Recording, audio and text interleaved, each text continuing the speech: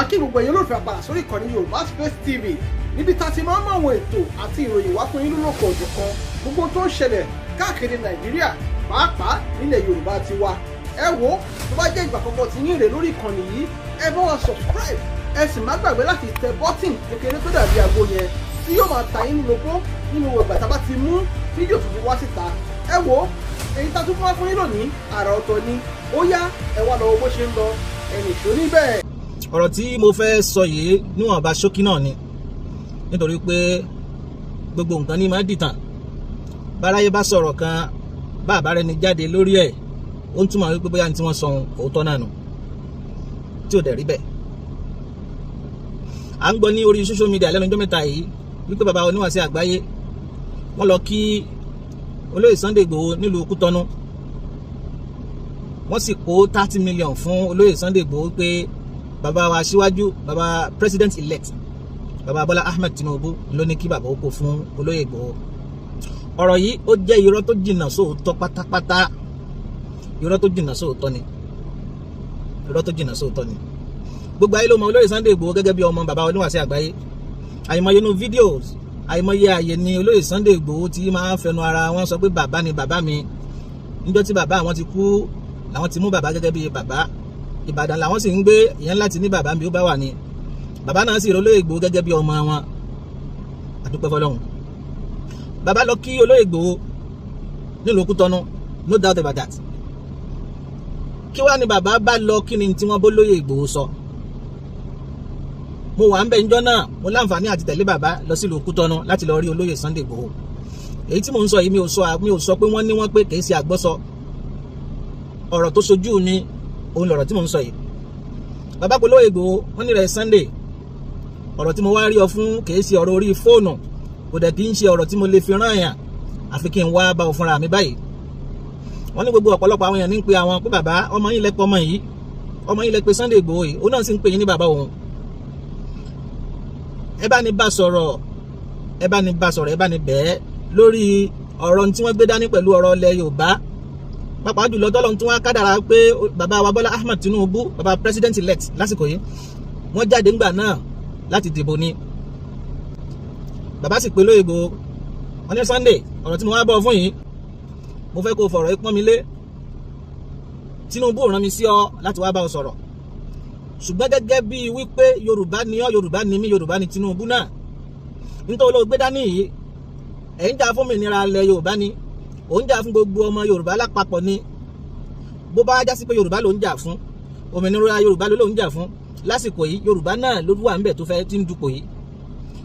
Èmi fẹ́ bọ́ sọ̀rọ̀ lórí ẹ̀ pé gbogbo ìyówù tẹ́rí tẹ́ ti máa ṣe bọ̀, gbogbo fàákájà tẹ́ ti ní, gbogbo ìjàngbọ̀n tẹ́ ti jọ ní látòkè délẹ̀, mo fẹ́ kẹ́ ẹ dá dúró báyìí fún ṣàtìlẹ́yìn tó lóòrìn, ṣàtìlẹ́yìn tó nítumọ̀ fún bàbá Bọ́lá Ahmed Tinubu.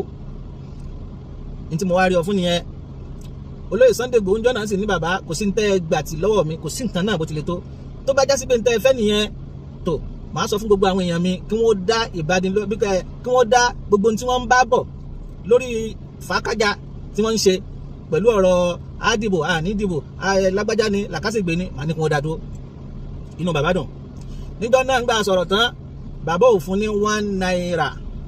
I repeat, bàbá ò fún olóyè Sunday Igboho ní 1 naira nítorí pé bàbá wa Tinubu ò rán bàbá láti lọ bá sọ̀rọ̀, ṣùgbọ́n gẹ́gẹ́ bí wípé kẹ́mi náà ṣe léyìí láti lè fi dá sí ilẹ̀ Yorùbá. Bóyá bàbá Tinubu ó máa gbọ́ nísìnyí àbí wọ́n máa gbọ́ lẹ́nu àwọn èèyàn kan ni pé bàbá lọ bá olóyè Sunday Igboho, àwọn àti bàbá Tinubu ò jọ sọ àjọsọ lórí ẹ̀ pé bàbá yẹn lọ bá mi bá. Bàbá ò sì sọ pé nígbà wọn lọ bá olóyè Igboho tán, bàbá ò sọ fún Tinubu pé mo lọ bá sọ̀rọ̀, bàbá lọ bá olóyè Igboho sọ̀rọ̀ gẹ́gẹ́ bí ọmọ wọn ni. Ẹ̀yin ayé, ẹ̀yin èèyàn, gbogbo ẹni tí ń sọ pé wọ́n gbé 30 million fún Igboho, níbo lẹ ti rí, níbo lẹ ti gbọ́? Ẹ sì bẹ̀rù ọjọ́ tí ó kó ẹ̀yin nìkan nínú sàárè. Ọlọ́run inna samaa, gbogbo etí yín tẹ́ fi gbọ́ àbí tí tẹ́ fi ń digest ẹ̀, wal basara, ojú tó lóò fi rí, wal fuada, ọkàn rẹ tó fi ń ru aburú yẹn láti lè máa fi bá orúkọ ọmọlàkejì rẹ jẹ́.